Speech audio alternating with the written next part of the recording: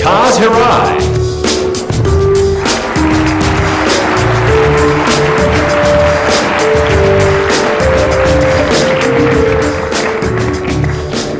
Good morning and welcome to the E3 2004 pre-show festivities. It's great to be here with all of you today as this year marks the 10th year anniversary of E3. It's really hard to believe that 10 years has gone by since the first E3 trade show, and interestingly enough, our history as a company parallels the first show in 1995, as it was there that we debuted the original PlayStation in North America. And E3 remains just as exciting now as it was in years past. As E3 has grown over the years, so has our market. We have reached new heights that no one could have imagined. And even more incredible, we have built this business of massive proportions on a global scale. And as a testament to this reach, Sony Computer Entertainment has shipped more than 170 million units of hardware and more than 1.5 billion units of software, which in my mind is a pretty amazing accomplishment. Looking back, there have been many constants since the beginning of the PlayStation. Great games that capture consumer imagination, competitors entering the market and fading away. But our focus and dedication to this category has been unwavering. A lot has changed too. Games are more legitimate, more relevant. We broke the industry curse by leading in 2 consecutive hardware generations. And PlayStation is now big business and the stakes are even higher. And we have created the first 10-year plus hardware lifecycle to keep up with the ever-changing world of games. Today, we're here to speak to you about how we plan to evolve our business through new dimensions of PlayStation.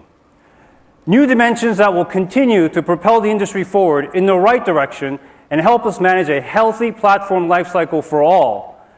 New dimensions that will inspire innovation and allow consumers to really connect with one another through the gaming experience.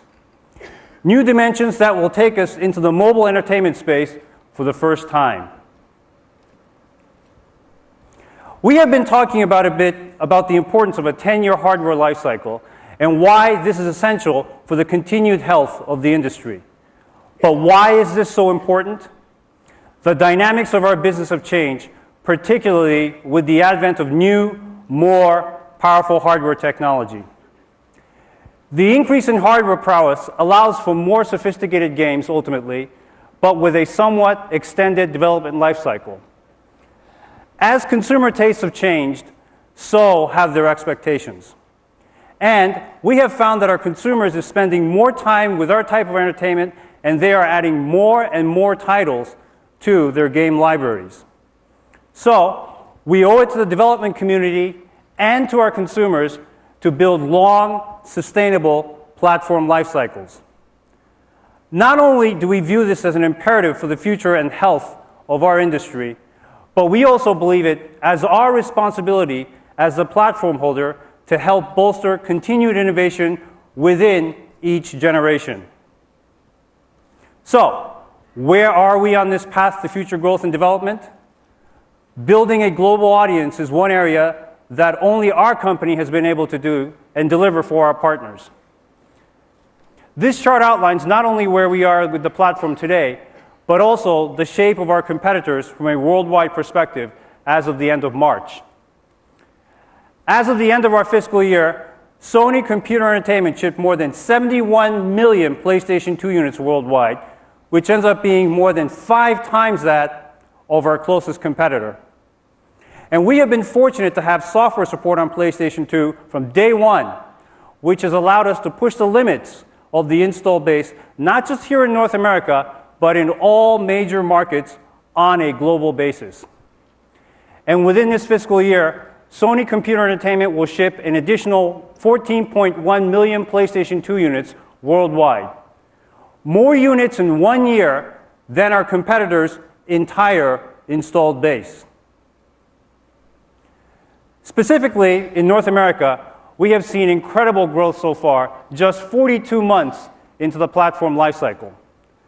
And as you can see from this chart, the total North American household penetration on PlayStation is close to 30%, in the 104 months on the market. Through the accelerated growth we have experienced on PlayStation 2, we have been able to hit the 20% household penetration milestone in less than half the time. And this bodes well for the future growth on PlayStation 2 and is even more reason for extending the product's life cycle beyond the conventional period. We believe that the PlayStation 2 has the potential of reaching new audiences that we haven't touched with the original PlayStation. And it is a positive message for the entire industry at large.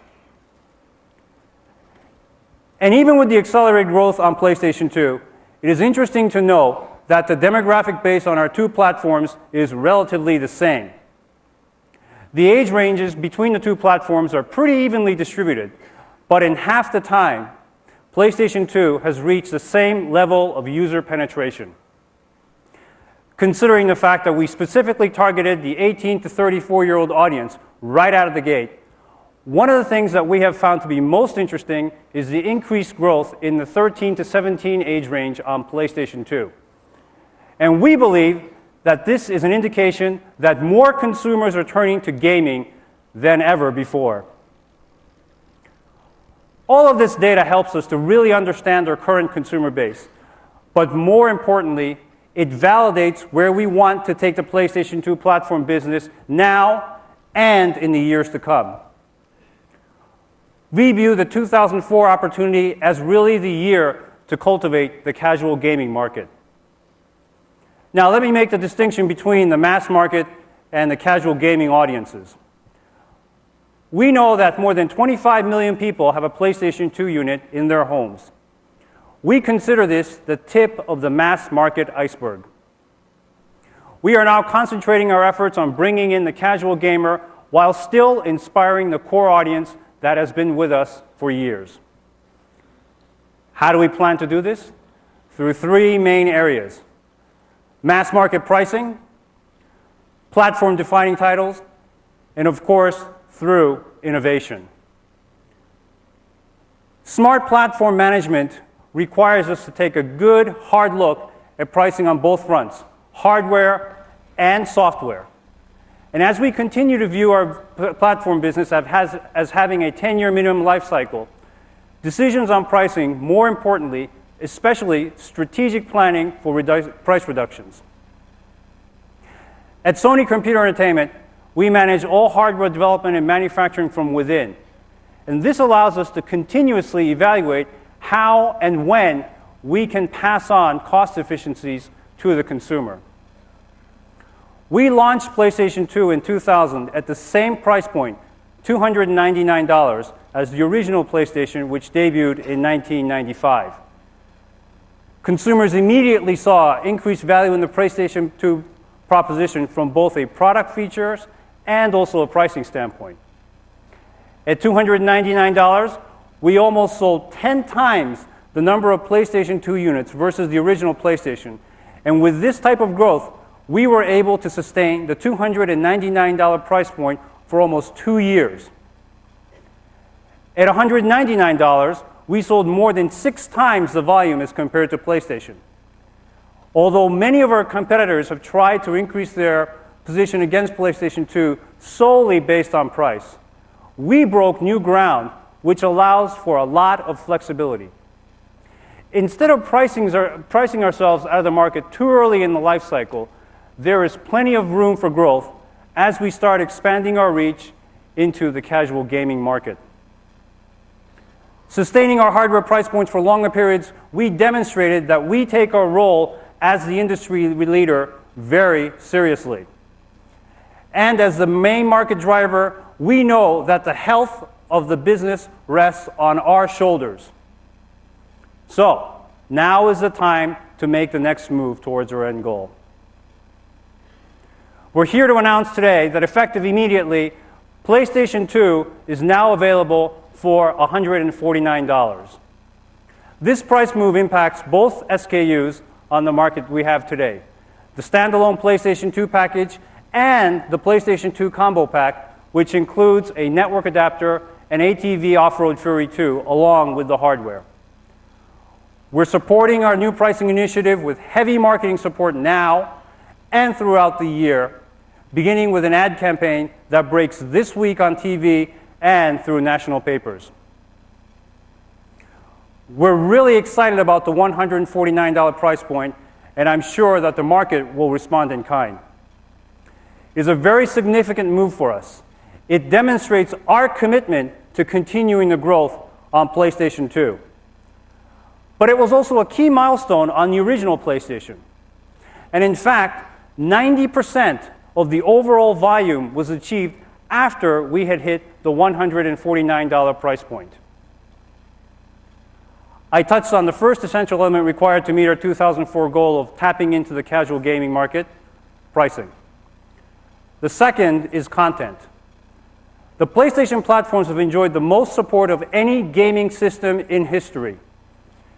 Not only have we had the best, most diverse game libraries, but also the best platform games, and the best games have been on the PlayStation. With the advent of CD-based hardware systems, coupled with an aggressive software pricing model that includes our greatest hits line, we have seen more million-selling units games than ever before. To date, on PlayStation, we have 72 million unit sellers in 8.5 years. On PlayStation 2, in just 3.5 years on the market, the million sellers have grown exponentially to 41 titles. This is about 7 times that of our closest competitor. In fact, 11 PlayStation 2 titles are multi-million unit sellers, which is more than the total of million unit selling games on Xbox and GameCube combined. Overall, this demonstrates that our partners not only choose PlayStation 2 as their platform of choice because of our larger user base, but also because it's the platform that offers the most opportunity for financial and commercial success. The forecast for this year's games is brighter than ever.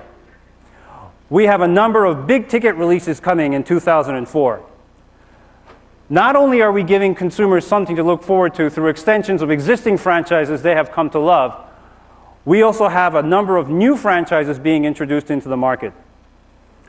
A small sample of titles expected to be big hits on PlayStation 2 are Killzone from Guerrilla Games and Sony Computer Entertainment Europe, Gran Turismo 4 from Polyphony Digital, The Getaway, Black Monday from Sony Computer Entertainment Europe, Metal Gear Solid 3, Snake Eater from Konami, and God of War from Sony Computer Entertainment America, Santa Monica. 2004 is also the year of the platformer. All of the famed platform franchises will be making another appearance this fall, and they include Sly 2, Band of Thieves from Sucker Punch, Jak 3 from Naughty Dog, and Ratchet & Clank Up Your Arsenal from Insomniac Games. And of course, not to be forgotten is the Grand Theft Auto franchise from Rockstar Games. One of the most significant series on PlayStation 2, we are pleased to announce that the next iteration of this franchise, Grand Theft Auto San Andreas, will be coming exclusively to PlayStation 2 this fall. We look forward with great anticipation to hearing more about this product in the months to come. Another area that we at Sony Computer Entertainment understand better than any other platform holder is innovation. And with this, we know that innovation takes 2 forms. One driven by us, and the other driven by the software development community. One truly innovative concept that we first presented to the world on this stage last year is iToy. Developed by our sister company, Sony Computer Entertainment Europe, iToy is a revolutionary USB camera that allows the users to really become part of the gaming experience for the first time by projecting their images directly onto the screen. It also introduced a new user interface that is not reliant on the standard controller. iToy was released only 10 short months ago, and since this time, we have shipped more than 3.8 million units worldwide. This demonstrates the insatiable appetite consumers have for something new and something different. It also shows us that our audiences embraces new types of gaming experiences and through its release, iToy has challenged creators to think about the market differently. This experimentation has launched a variety of iToy applications. We have a series of products that extend the original iToy experience, like the original Play, Groove, and Sing. In addition, more and more developers are incorporating iToy functionality into existing games, like the recently released MLB 2005 from our own internal sports team. And now we're seeing a new 3D game experience taking off using iToy and its motion tracking technology. We're extremely excited by the growth and interest in iToy, and many titles are currently in development from our first-party studios around the world. Along with first-party support, we have seen significant interest from the third-party community as the iToy user base continues to grow. Some of the products you will see at E3 that support iToy are the new Harry Potter game from Electronic Arts, Dance Dance Revolution from Konami, and Sega Superstars from Sega. We believe that hardware innovations like iToy are important for the growth of this industry. And because initiatives like iToy have helped to bring in new users on a wider scale, like kids and families, we know that encouraging innovation will ultimately be one of the key cornerstones of the platform's success and a key differentiator from our competitors.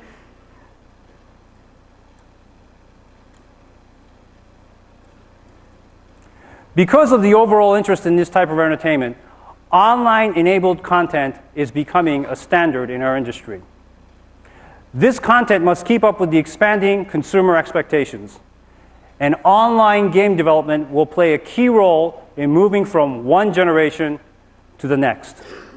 This includes both the in-home console market and the mobile gaming space.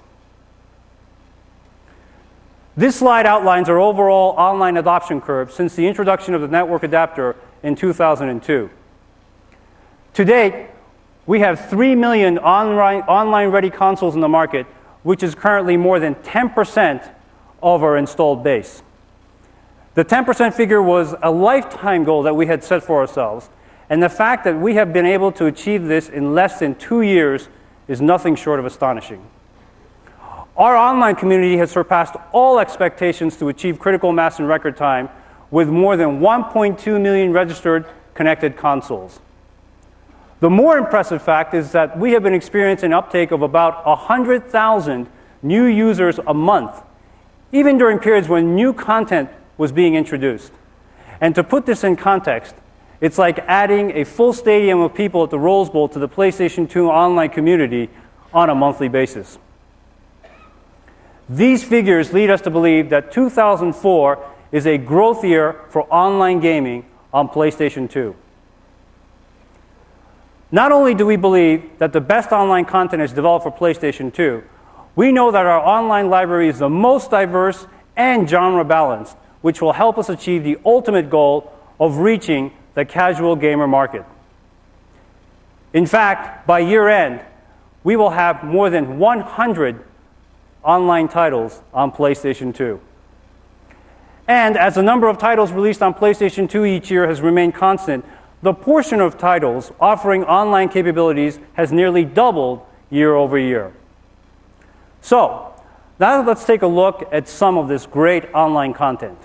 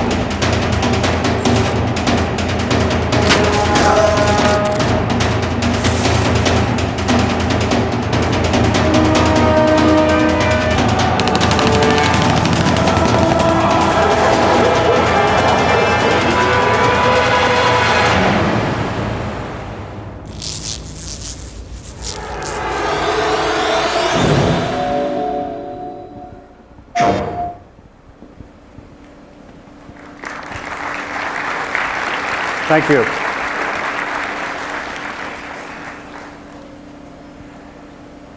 And now it's my pleasure to introduce one of the best developers in the business with whom we have had the pleasure of working very closely for many, many years.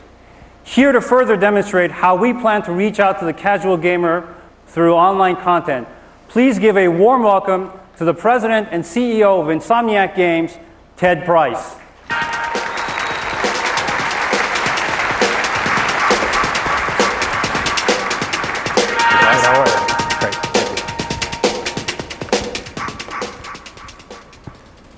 Thank you very much, Kaz. And before we get started, I'd like to give you all a quick taste of Ratchet & Clank Up Your Arsenal, the newest in the Ratchet & Clank franchise.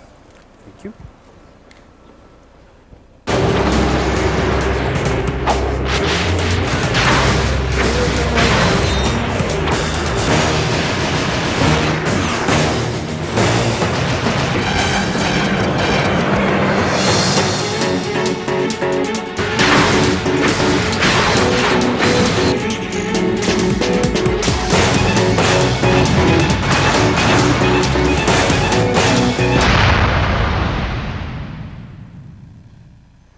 2 years ago, the original Ratchet & Clank debuted right here as one of the first real evolutions in action platforming in years.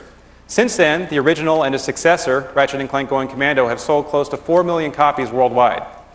This E3, though, we're showing off what we think is the next step in action platforming. Ratchet & Clank Up Your Arsenal is the first online action platformer for the PlayStation 2.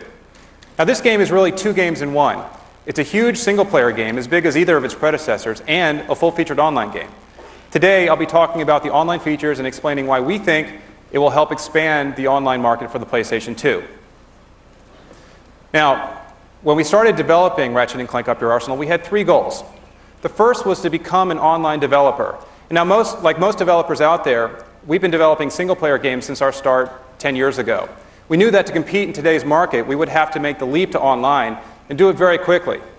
Fortunately, with Sony's help, we were able to do it in a matter of months. Our second goal, create 2 great tastes that taste great together. Chocolate, peanut butter, whoever thought that would work, right? Well, for us, it was online and action platforming. Put them together, create something completely unique. Furthermore, when we started looking at what was out there online, we realized that most of the games are very realistic. Most of the games take themselves really seriously. We asked ourselves, where's the humor in online games? Where are the farm animals? Nobody's doing it. The third goal we had, create more network adopters. Let's broaden the online market by bringing online to a new audience. Consumers who play games like Ratchet & Clank, action platformers, these players are less likely to have made the jump to online than any other market segment. Ratchet & Clank Up Your Arsenal brings these players into the online family. Now let's talk a little bit about the features for Ratchet & Clank Up Your Arsenal. We've got 6 big battlefields, 2 of which we're showing off here at E3. The game is peer-to-peer, and we can play 8 players at a time. For those who don't have network adapters, we also support split screen, so you can play against 3 of your friends at home. Furthermore, we're offering strong community support. We've got a full-featured online lobby with all the bells and whistles you'd expect to see from a dedicated online game. Features like clans, buddy lists, stat tracking, password-protected games. Furthermore, we're also supporting real-time voice chat with the Sony headset. 8 players can be speaking at a time, and we will run at a consistent 60 frames per second. Now, this is a first for the PlayStation 2. Now, as far as the online modes go, we're offering Siege Mode, Capture the Flag, Deathmatch, and in a few seconds, we'll be showing off Siege Mode, where we'll also demonstrate co-op vehicles, destructible environments, and the very cool weapons and gadgets that make up the Ratchet universe. And yes, you can turn your friends into sheep online. So, I would like to start things off by introducing our players, all from Insomniac Games. First, the red team. Brian Hastings, our Vice President of Programming. Scott Reeser, online programmer. Eric Christensen, our Director of Gameplay. And Sam Christensen, online programmer. On the blue team, Brian Allgeier, our Design Director. Corey Stockton, our online designer who kicks my ass every single time I play this game. Eric Ellis, online programmer. and Doug Finch, our QA manager. All right, guys, you set?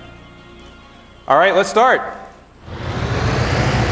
Okay, so what we got going on here is red versus blue. Red is trying to take the blue base. Blue is trying to take the red base. Now, we've started the battle in mid-battle because these battles are big and they can take a long time. What they're trying to do right now is take nodes. When you take a node, you actually give your team an advantage because if you die, you can respawn at a node.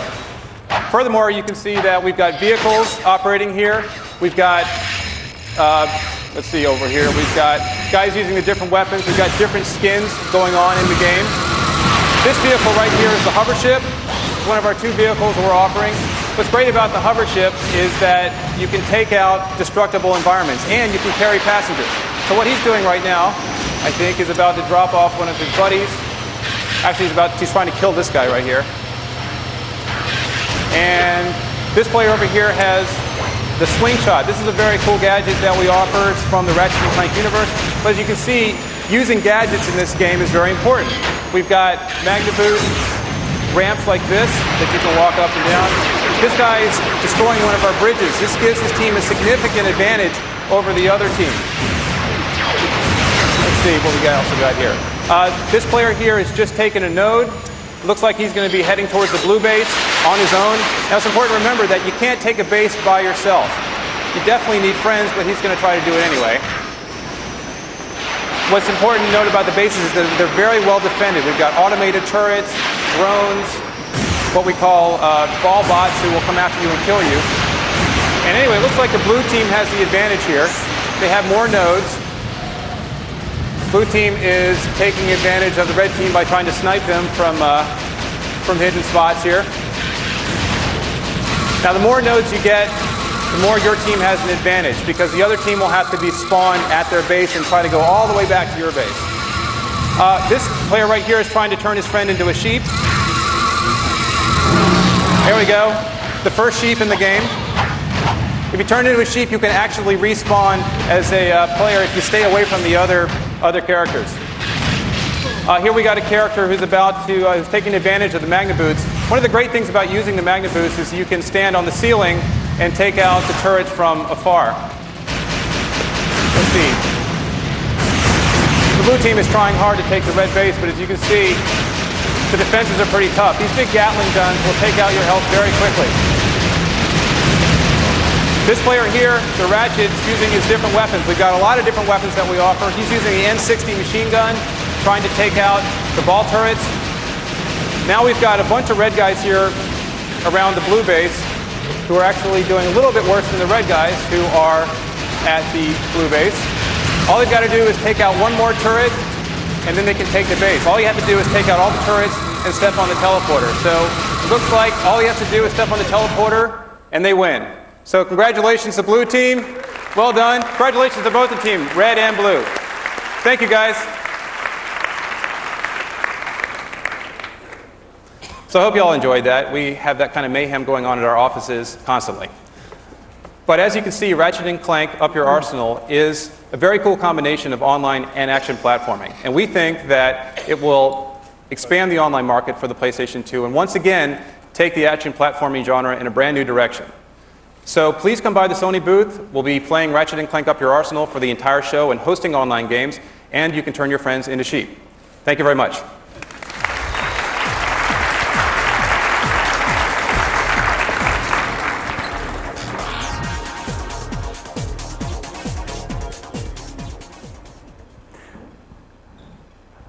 I'd like to thank Ted Price and the folks at Insomniac Games for that great presentation on Ratchet & Clank Up Your Arsenal.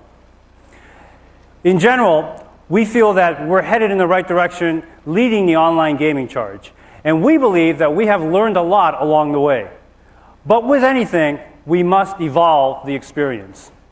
Again, we see innovation on two fronts, driven by us, the platform holder, and by the creative community. So far, the content is there for users to experience and enjoy, but in general, without the community. Right now, non-revenue generating head-to-head gameplay is the norm, but not for long. We believe that the biggest potential driver for future growth is threefold: community building, commerce, and customization. As we move forward, one thing must remain constant, and that is control. And by control, I mean control from the content creator standpoint that includes the ability to retain their customer base, their IP, and customer relationship without mandates or interference from us. Control is also important from the general consumer point of view. We see community development in two ways, managed by the platform holder and managed by the publishers and developers. The natural formation is game-based communities. The next step is facilitating communication between those groups in a natural way. Our goal is to foster platform-wide community encompassing them all. Travelers cross borders between friendly states, each with their own customs and characters. But we are not deviating from our strategic approach and philosophy. The content creator makes the most important choices and controls its own destiny. Our new approach allows for shared consumer data options, and we will be offering a flexible solution for hosting for those that need it or require it. A billing system is also under development as well, and we can guarantee a secured network through the DNAS solution that we have already established. The main thing with our new approach is that all of this will be seamless to the end user. Another big area of concern for the industry at large is how to make money in the online space.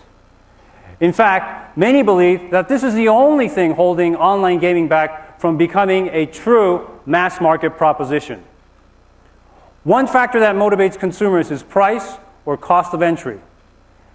Our research shows us that consumers expect head-to-head play for free, and in fact, state that a fee-based structure is the main barrier to entry.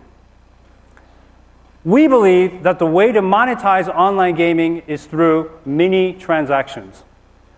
We can substantiate this statement by looking at what's happened with digital music downloads. The music industry did not prepare itself for the future, a future that included the proliferation of online consumer usage. The music industry was almost destroyed by illegal music downloads.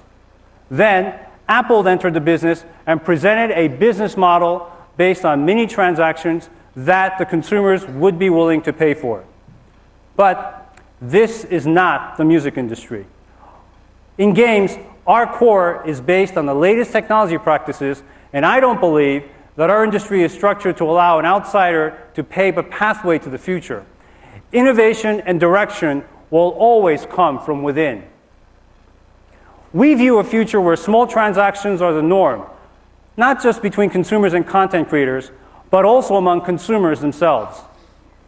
We can make a fundamental shift by recognizing that the time a user puts into gaming has value. For example, a new player with money but not time could buy a Gran Turismo car that's been loaded and tweaked from an experienced player who's no longer playing.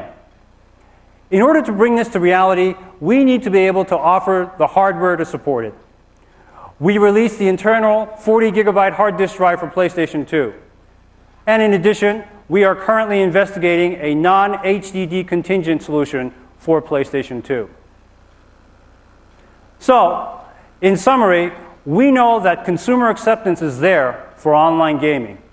And in fact, as I said before, we're seeing an online uptake on PlayStation 2 around 100,000 new users per month.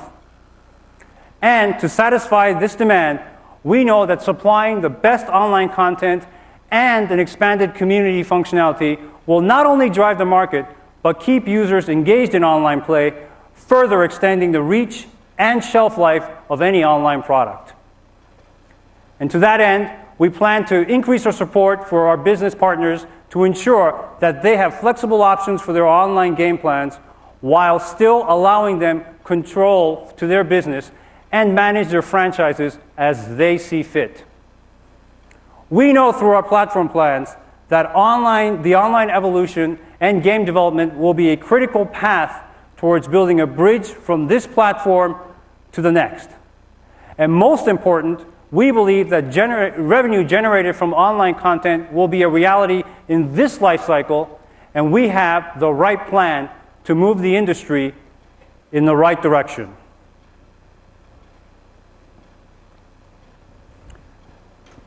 And now, ladies and gentlemen, please welcome the latest addition to the PlayStation family.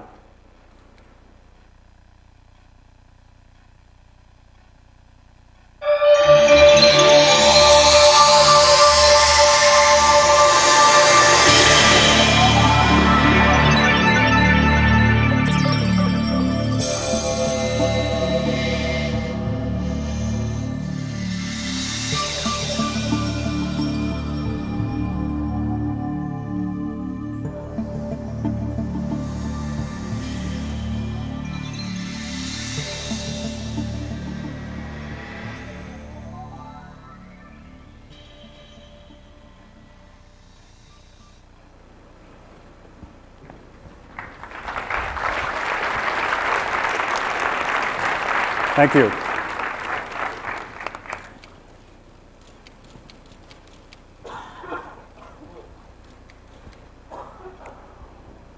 Why is PlayStation Portable so important at this stage in the game? After building tremendous equity in the home console space, we began to look at the mobile market. We waited to introduce a product at the right time, and we believe the timing now is right. The proliferation of mobile devices is at an all-time high. And in fact, many of us carry around more than one device. Today, the worldwide market for mobile devices, whether it be cell phones, digital music devices, productivity tools, and gaming machines, is more than 1.4 billion units worldwide. PlayStation Portable will enter an already crowded space, but one with much growth opportunities. So, what is PlayStation Portable? It is a handheld video game system that offers 3D CG games incorporating high-quality, full-motion video similar to PlayStation 2.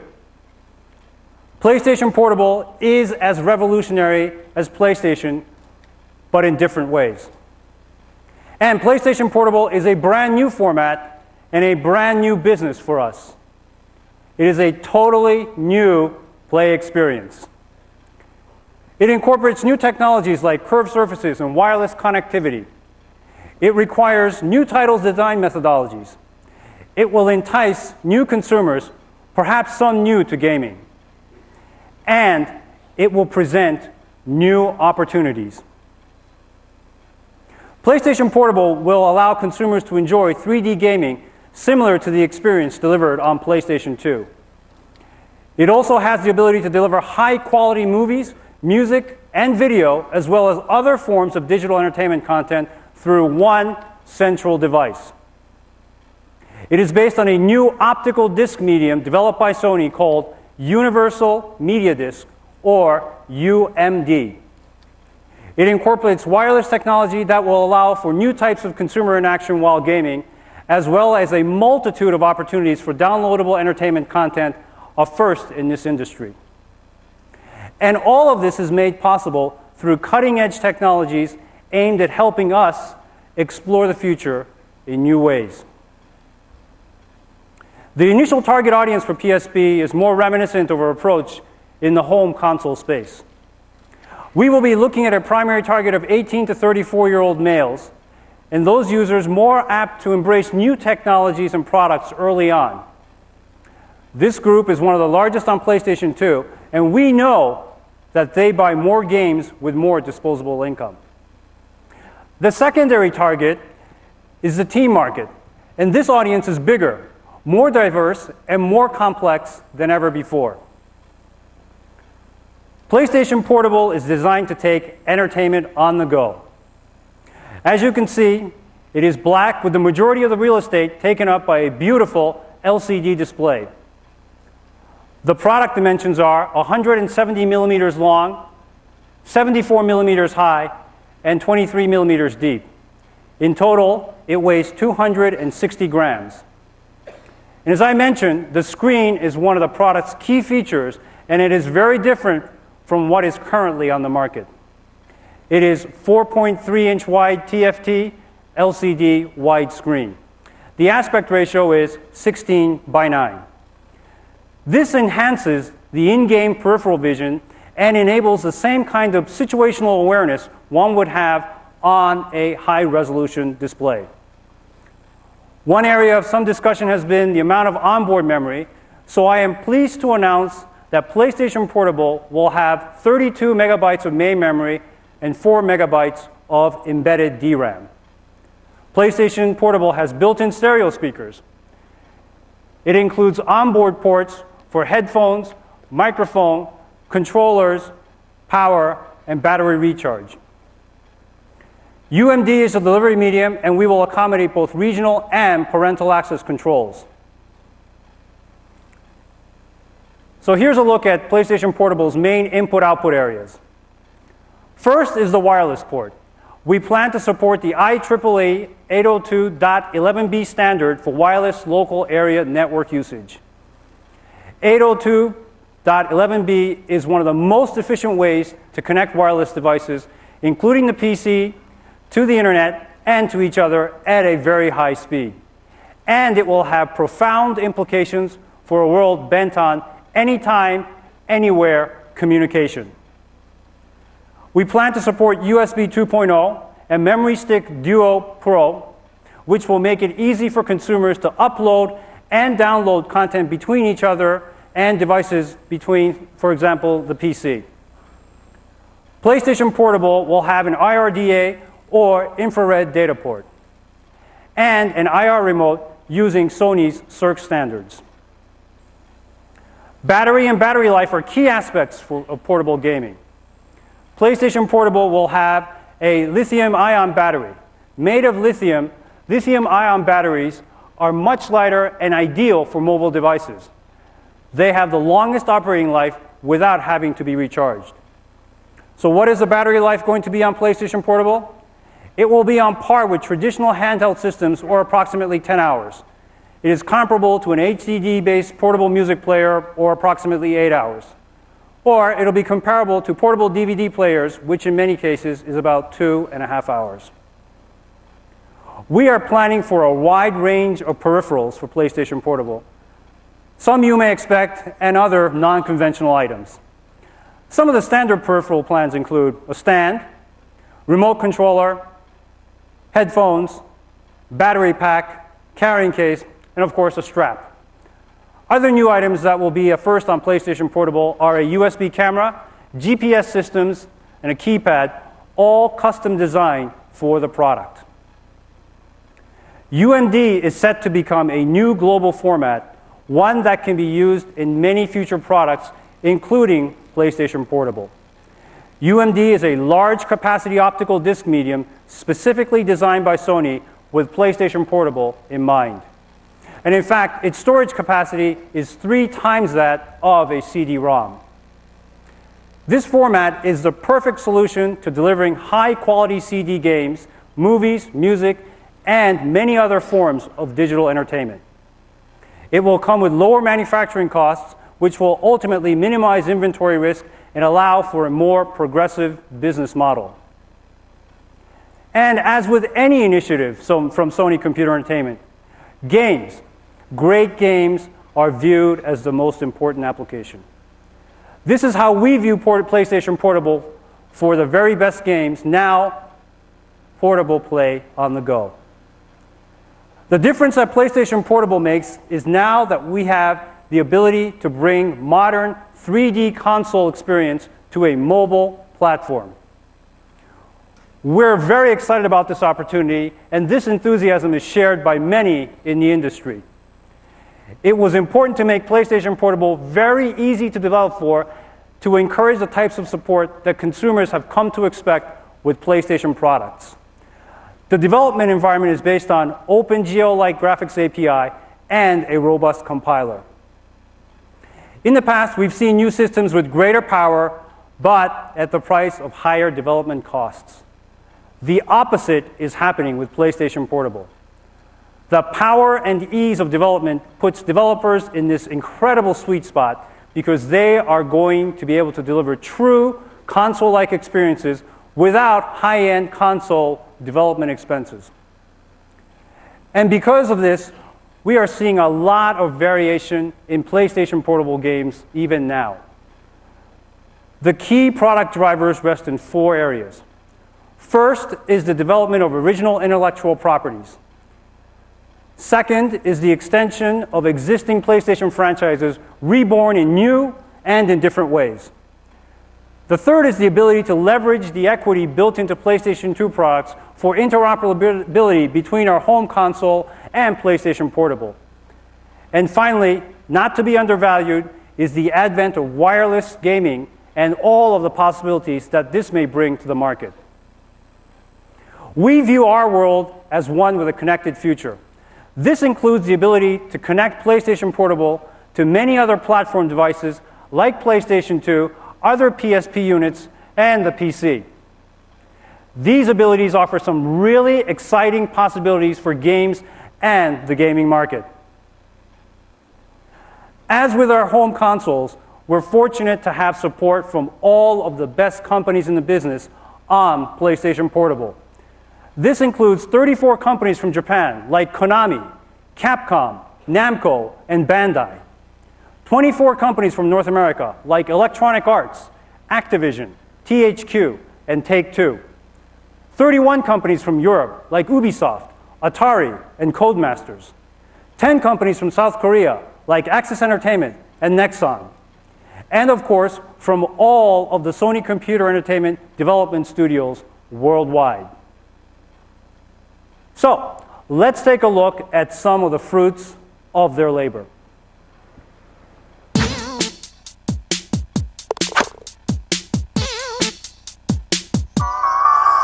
We're gonna switch and flip so we get the hits that'll make you move your hips. In line with the funky rhyme, and the people say we gon' lose our mind. What?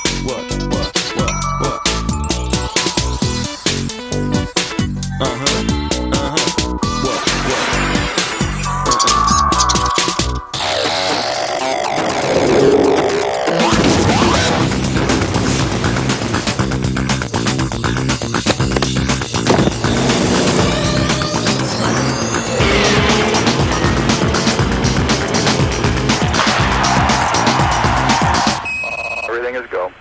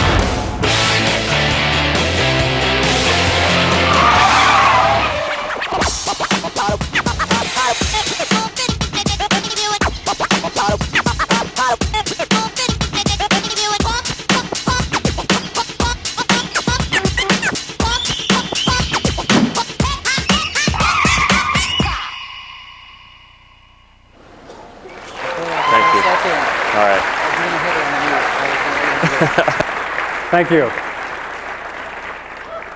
And now, it gives me great pleasure to introduce a man and a business partner from one of the industry's most prominent publishers who has joined us on stage on several occasions in the past. Ladies and gentlemen, please give a warm welcome to the president of Electronic Arts Worldwide Studios, Don Mattrick.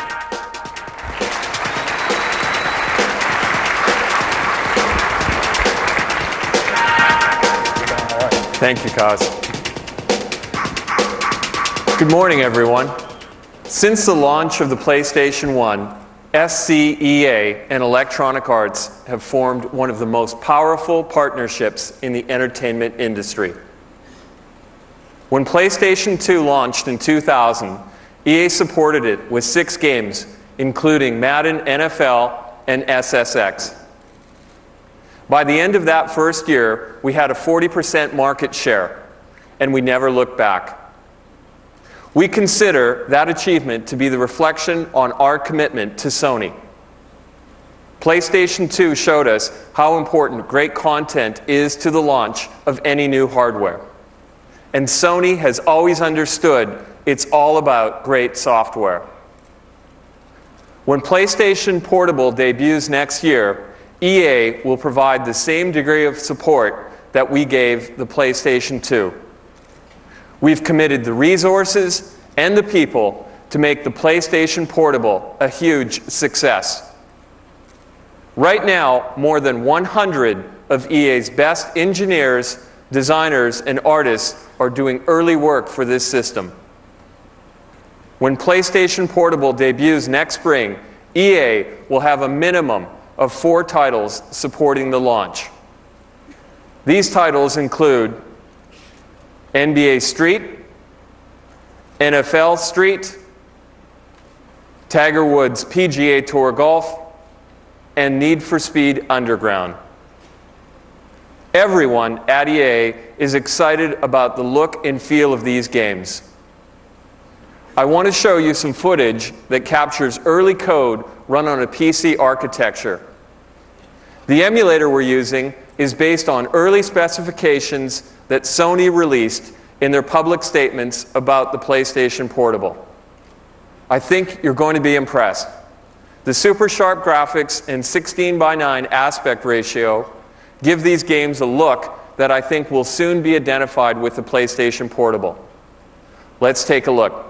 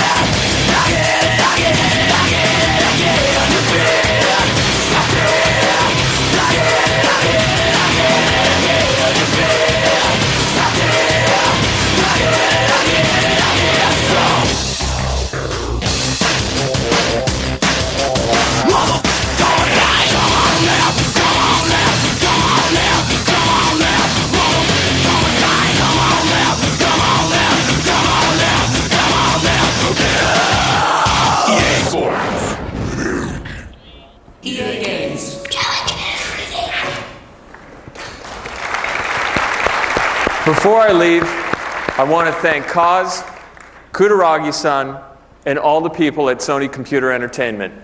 Every year, you make gaming more fun. Thank you, Don. Thank you. Mr. Don Matrick. A special thanks to Don for joining us here today. And we look forward to hearing and seeing all of EA's titles on PlayStation Portable in the very near future. As I mentioned, UMD is a really unique format specifically designed to accommodate digital entertainment needs through PlayStation Portable. We view games as the killer application for this product. But part of the process of establishing a new global format is encouraging support from a variety of entertainment partners. The gaming companies have definitely showed us the way by their overwhelming support for PlayStation Portable. But we have also received interest from other major entertainment partners outside of games that see the overall market potential. This support includes movie studios and music labels. Part of the attraction is their confidence in our ability to make PlayStation Portable a success to the level that we have done with our home consoles.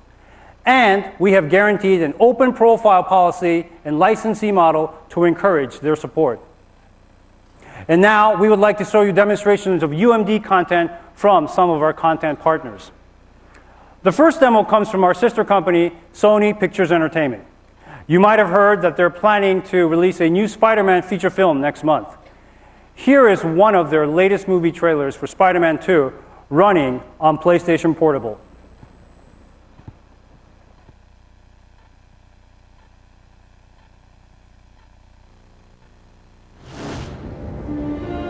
I believe there's a hero in all of us. Gives us strength, makes us noble. Even though sometimes we have to give up the thing we want the most. Barker! Where you been? Looking for you all morning. You're late. Always late. You're fired. Look at you, Peter. Your grades have been declining. You always appear exhausted. I know, I'm trying. So where you been, pal? You don't return my calls. I've been kind of busy. Taking pictures of your friend. Spider-Man killed my father. No matter what I do, you love me or not. No matter how hard I try, I want Spider-Man dead. It's the ones I love who will always be the ones who pay. I can't keep thinking about you. I'm getting married. I want a life of my own. And Spider-Man. No more. You look different. I let things get in the way before. There was something I thought I had to do. I don't have to. I liked seeing you tonight, Peter. Now on to the main event. Octavius is going to put Oscorp on the map in a way my father never even dreamed of. Crazy scientist turns himself into some kind of a monster. 4 mechanical arms welded right onto his body. You take Spider-Man's pictures. Where is he? It's ticking me off your loyalty to Spider-Man and not your best friend. Bring Spider-Man to me. How do I find him? Peter Parker. Find Spider-Man, or I'll peel the flesh off her bones.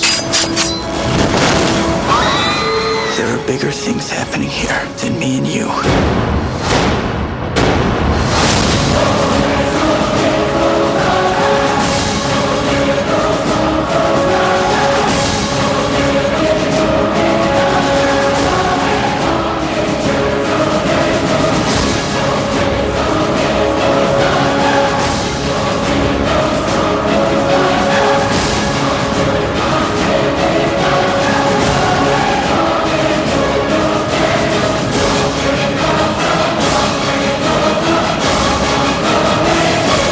Who's behind the mask? The story continues June 30th. Spider-Man 2, ladies and gentlemen. The next UMD video demo comes from our long-standing partner, Square Enix. Yesterday, Square Enix announced an exciting new development in the world's most powerful franchise, Final Fantasy. Final Fantasy Advent Children is a fully developed visual entertainment sequel to Final Fantasy VII, the seminal 1997 PlayStation hit. Through more than 70 minutes of beautifully crafted content, Final Fantasy Advent Children revisits the universe of memorable characters of Final Fantasy VII 2 years after its dramatic conclusion. Square Enix announced that Final Fantasy Advent Children is coming to DVD, and now we're pleased to have this as part of our UMD video family. So let's take a sneak peek at Final Fantasy Advent Children.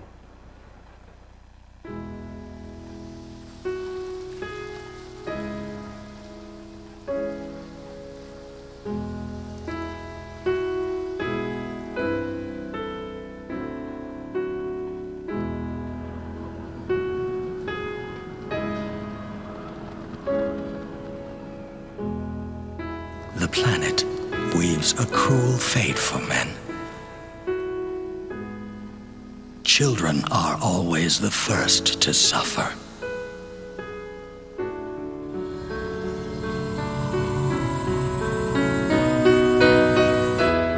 Geostigma, Genova, reunion. Children who have lost hope. Respite for the soul. And so he takes sword in hand once again.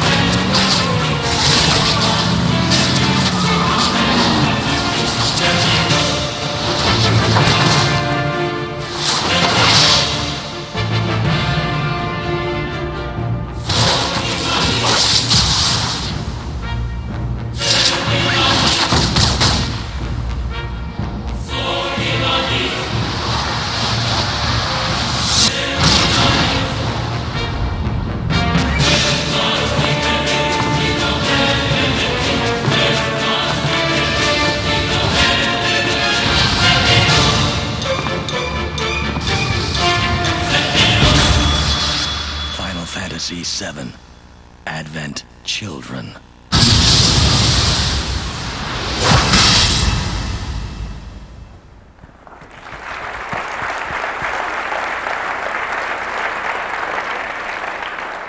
I'd like to thank Square Enix for providing us with this content to share with you all this morning.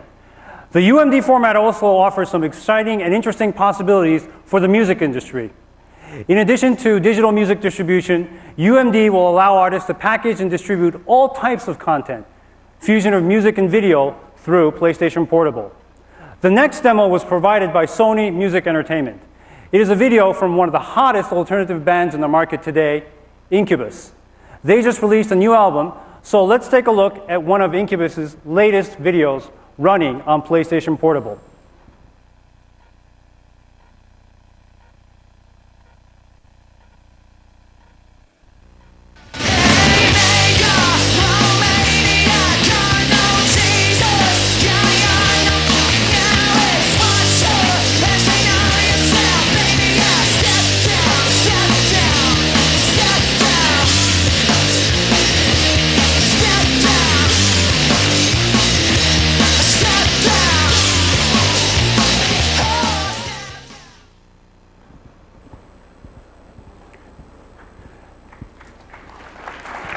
Incubus, ladies and gentlemen. As you can see, the possibilities are endless. In addition to packaged media, we're also considering extending Sony Connect's digital music service to PlayStation Portable users. Launched last week, Sony Connect will be first available on PlayStation Portable in the United States. Please allow me to extend a special word of thanks to Sony Pictures Entertainment, Square Enix, Sony Music Entertainment, and Incubus for those great demonstrations. The PlayStation Portable release schedule breaks out as follows. Calendar end 2004 target in Japan. Fiscal end release for North America and Europe, or by the end of March 2005, with Korea and other markets thereafter. And we're on track to ship approximately 3 million units of PlayStation Portable by the end of our fiscal year. And for our final segment now, it is my pleasure to introduce my friend and colleague, Chief Technology Officer for Sony Computer Entertainment, Inc., Masa Chatani.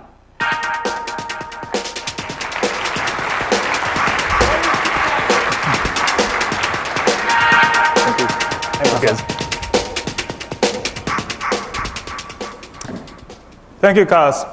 Hi, everyone. I'm Masa Chatani, Chief Technology Officer, Sony Computer Entertainment. I'm very pleased to be here today. In March 2001, IBM, Toshiba, and SCE announced the joint development of a super parallel processor for the age of broadband networks. The project is codenamed CEL. Since then, in the design center in Austin, Texas, many architects and engineers have been working hard on day and night to develop innovative CEL processor. CEL processor has burst floating capabilities designed for rapidly increasing computation requirements. Massive data bandwidth is introduced to support huge floating point performance. In addition to this, outstanding performance, parallel processing architecture enables scalable systems for higher performance applications.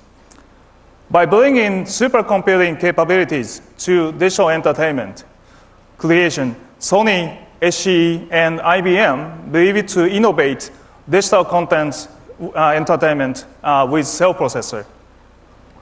Today, I am very pleased to announce to you that Sony, SCE, and IBM have agreed to develop our CEL processor-based workstation. The workstation will fully use the supercomputing performance of the CEL processor. The workstation aimed for digital content creation and application is the first computing application announced for the CEL processor. Now, let me introduce our key person from IBM, Mr. Bob Hansen. Bob, please stand up.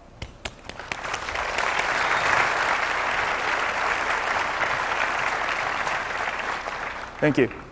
Bob is the project lead of CEL processor-based workstations at IBM since we started this project. IBM, Sony, and SCE will continue to work together to keep bringing innovations into the digital content creation. Our objective is to provide supercomputing for various digital entertainment applications. For digital content creation, there are so many techniques that require vast floating point capabilities. Modeling, rendering, physics simulation are some of the well-known techniques. Physics simulation changed racing game by calculating the precise motion of cars. By synthesizing real images with computer-generated facial expressions, totally new images are created in movies. Imagine a movie scene of 1,000 people on the battlefield. Their autonomous behaviors are all generated by algorithms. The demand for computation is unlimited. Particularly, demand for floating point capability is skyrocketing, and it will differentiate the quality of the content. For various types of development and techniques shown here, a common development is the most desired by creators. It is essential to integrate various computation on a single workstation. To achieve this goal, our collaboration covers a wide range of content development environment. It is from cell-based hardware, workstation hardware, to application including other layers in between. IBM empowers this project with technology and know-how accumulated over the years in the workstations. IBM is to develop cell processor-based workstations as key systems for digital content creation. Sony SCE will bring our assets and experiences in digital content creation of movies and games. More importantly, Sony and SCE will lead the innovation of the common development environment, including real-time OS, middleware, tools, and applications for digital content creation. Computer-generated images are commonly seen in movies and as well as games. Modeling, animation, character, and scene creation are primary objectives in the creation of computer-generated images. Common development environment running on cell-based workstation offers a flexible and dynamic environment for content creation. The technologies for creating movies and games have become closer. The common development environment with cell-based workstation will benefit the content creators in various stages of development process. In addition to the effectiveness of development, the supercomputing capability to create digital content will push the quality of the content much higher than that of today. In game development, programming, authoring, simulation, and interaction development are the key objectives. Unlike non-real-time content, interaction design, such as control of gameplay, becomes one of the important elements in creating real-time content. For the game development of our next generation entertainment system, SCE will introduce a cell-based game development system. Cell-based game development system will be the main tool for programmers. The system has dedicated architecture for targeted game platform. Cell processor-based workstation shares common development environment with game development systems. Thanks to the common development environment, cell-based workstations will help game development for massive computation tasks like physics simulation and encoding and authoring of video content. Now we envision a couple years from now, games and movies will converge to create totally new form of entertainment. It will be different from what we know as games or movies today. When movies and games are created, the data of the world for games and movies are constructed and stored on the cell-based workstation. When multiple cell-based systems are connected to the broadband network, cell-based system will form a single cyber world. In the cyber world of cell-based systems, citizens, vehicles, buildings, and the cities are generated and operated by multiple cell systems connected through broadband networks. Cell-based next-generation entertainment system is also a part of the cyber world. User will jack in to the cyber world through the entertainment system in the home. And user will be able to navigate the cyber world seamlessly. This is the future of broadband entertainment. I have one last important news for you. The first prototype of cell-based workstation is coming in the fourth quarter of 2004. We are committed to innovate digital entertainment with cell-based content development environment. Today's announcement is the beginning of a huge paradigm shift triggered by cell processors. We believe that it is go beyond borders of digital entertainment to revolutionize technology and business in the future. So everyone, please look forward to what's waiting for you in the very near future. Thank you very much.